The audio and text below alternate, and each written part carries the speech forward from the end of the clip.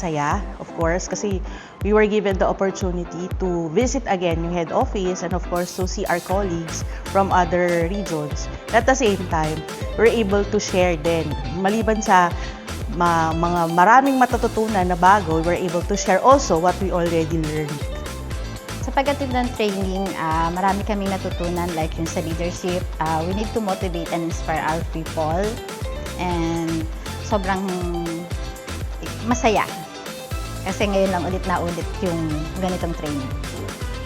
Yung overall experience ko dito sa training na to is yung na-develop ko lalo yung pagiging position ko una.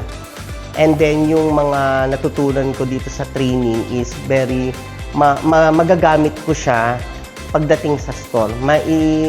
Masishare ko sa mga tao ko para equip din sila para sa mga possible na mangyayari sa store o kaya sa mga in the future, parang ganun.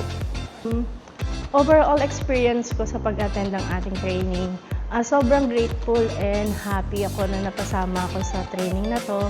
Marami akong learnings, marami akong additional knowledge na nalaman na pwede kong ma-share at magawa sa tindahan.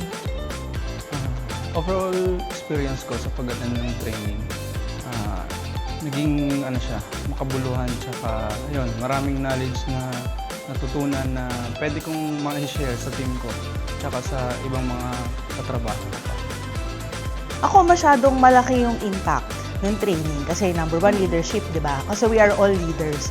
So not all leaders are created equal. So iba-iba tayo ng strategies and all. So based on this learning, at least malalaman ko kung ano yung mga bagay na kailangan ko pang i-improve, ano yung mga bagay na kailangan ko pang i-strengthen, at the same time, ano yung mga learnings na kailangan ko pang i-share dun sa team ko. Apply ko ito sa pamagitan ng pagkakascade sa team.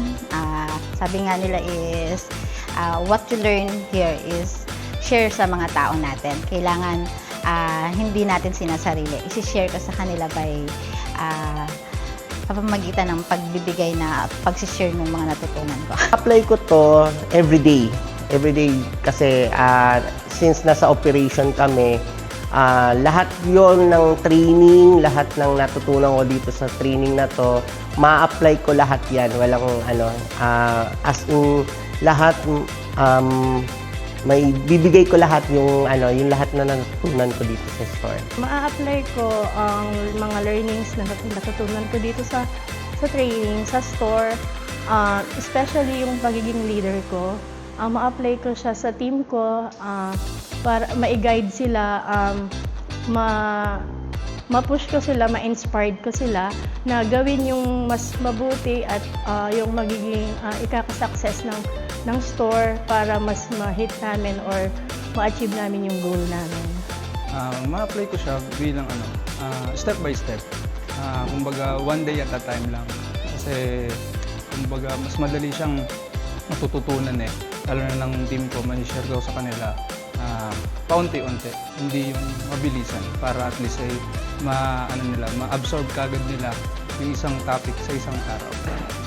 Yun nga, as I mentioned, based on these learnings, dun ko makikita na or ma-evaluate talaga muna yung sarili ko. Kung am I doing good or do I need to be better? At the same time, share it with my people.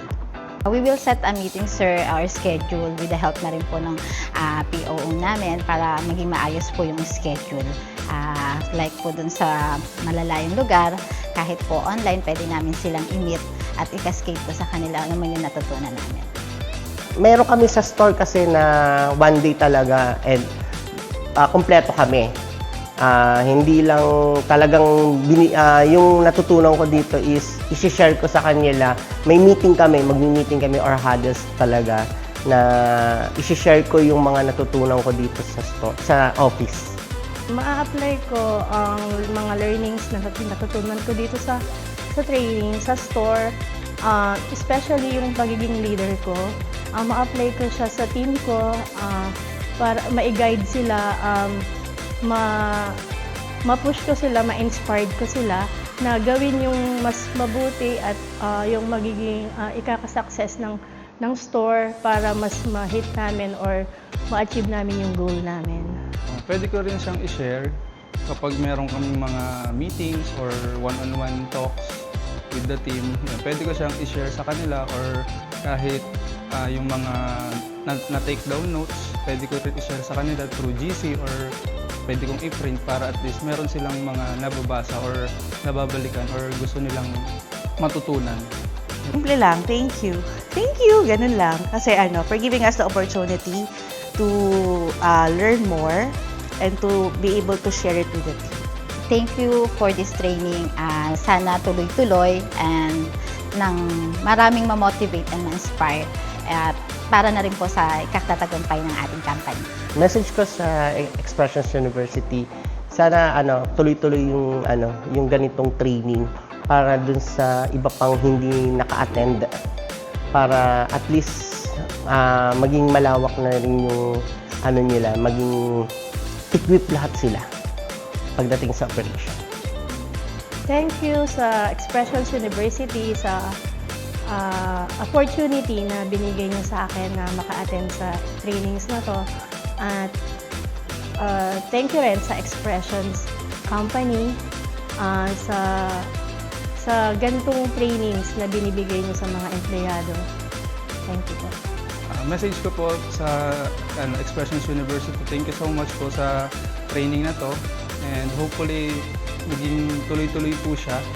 Then marami pa po sanang mga employees na makasama sa training para at least mas madami po kaming may matutunan sa bawat training po.